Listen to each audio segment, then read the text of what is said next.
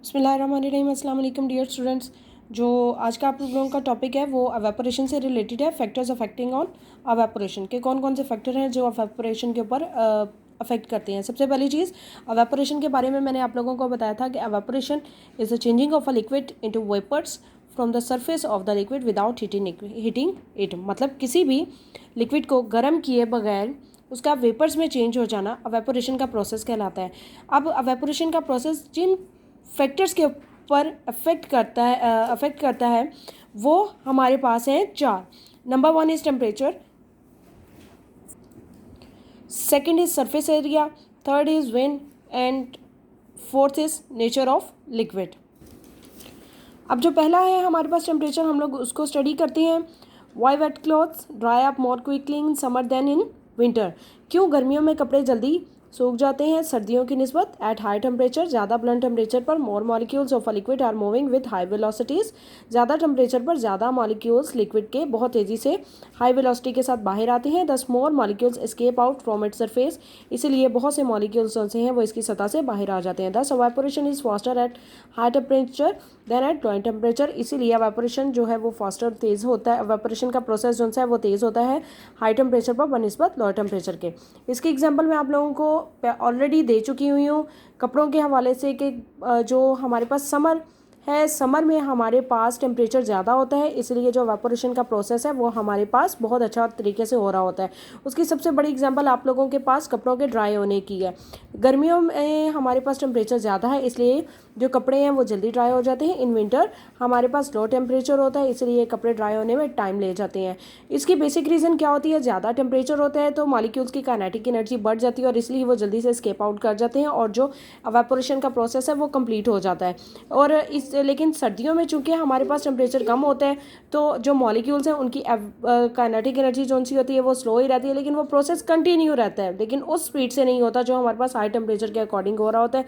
इसीलिए टेम्परेचर जो सा है वो अफेक्ट करता है। उसके बाद हमारे पास आ जाता है surface area. Why water evaporates faster when spread over large area, कि क्यों पानी एवेपोरेट कर जाता है तेज़ी से जब इसको एक खुले एरिया में डाला जाता है।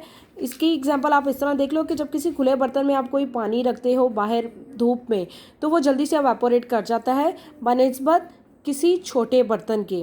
क्यों? खुले बर्तन में ये होता है कि ज़्यादा मॉलिक्यूल्स को बाहर निकलने का मौका मेरा होता है और जो छोटा है उसका जाहिर सी बात है उसका आगे से तंग मुंह है। कोई फ्लास्क देख लें आप, उसको में टाइम लगेगा अब मॉलिक्यूल्स को बाहर निकलने में। Larger is the surface area of a liquid, greater number of molecules has the chance to escape from the surface. When हवा, wind blowing over the surface of a liquid sweeps away the liquid molecules that have just escaped out. तेज़ी से चलती हुई हवा जो सी होती है वो भी उन मॉलिक्यूल्स को बाहर की तरफ निकाल देती है जिनके काइनेटिक एनर्जी बहुत ज़्यादा होती है। और इस जो तेज़ी से चलती हुई हवा है इसका बेसिकली पर्पस ये होता है कि ये उन मॉलिक्यूल्स को जिनको ये बाहर लेकर जा चुकी होती है इनको ये अंदर एंटर होने से रोकती है। जाहिर सी बात है ज़्यादा तेज़ हवा चलेगी तो मॉलिक्यूल्स जल्दी से स्केप आउट करते जाएंगे, वो उनको बाहर निकालते जाएंगे। This increase the chance for more liquid molecules to escape out. ये तरीका कार जो सा होता है इसके थ्रू मजीद मॉलिक्यूल्स को बाहर निकलने का भी मौका मिल जाता है। नेचर ऑफ अ लिक्विड के हमारे पास जो माया है उसकी नौयत किस किस्म की है। Does separate and water evaporate at the same temperature? बिल्कुल भी नहीं। दोनों का एवापोरेशन का जो सा प्रोसेस है वो टोटली डिफरेंट है। पानी जो सा है वो बहुत ज़्यादा टाइम लेता है, लेकिन जो सेपरेट है उसको आप हाथ के ऊपर डालो तो वो थोड़ी देर बाद ही खुश्क आपका हाथ हो जाता है, लेकिन आपको ठंडा का एहसास हो रहा होता है। बेसिकली उसमें होता क्या है हमारे पास कि जो जब स्प्रिट को हाथ पर डाला जाता है तो उसके मॉलिक्यूल्स की जो मूवमेंट होती है वो बहुत ज़्यादा होती है, उनकी काइनेटिक एनर्जी ज़्यादा होती है। काइनेटिक एनर्जी चूँकि ज़्यादा होती है और इसीलिए वो बाहर एस्केप आउट कर जाते हैं। और इस अमल के दौरान सबसे बेसिक चीज़ उनसी है वो टेम्परेचर भी जाहिर सी बात है अफेक्ट कर रहा है। नंबर 2 हमारे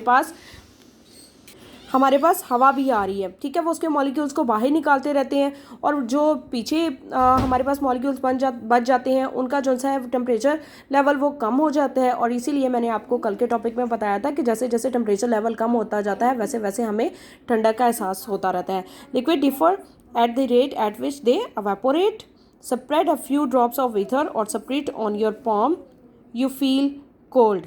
रीज़न मैंने आप लोगों को इसकी बता दिया। इन्होंने हमसे क्वेश्चन पूछा वाई, तो उसकी रीज़न मैंने आप लोगों को बता दी है कि क्योंकि ज़्यादा जो मॉलिक्यूल्स होते हैं उनकी काइनेटिक एनर्जी ज़्यादा होने की वजह से जो मॉलिक्यूल्स हैं वो एस्केप आउट कर जाते हैं, लोअर काइनेटिक एनर्जी वाले मॉलिक्यूल्स रह जाते हैं। तो जाहिर सी बात है काइनेटिक एनर्जी लो हो गई है तो टेम्परेचर भी लो हो गया, टेम्परेचर कम होगा तो हमें ठंडक का एहसास पैदा होता है। और इसीलिए बच्चों ये आज का टॉपिक है जिसमें हमारे पास एवेपोरेशन है और था, और इस पर इफ़ेक्ट होने वाले फैक्टर्स थे।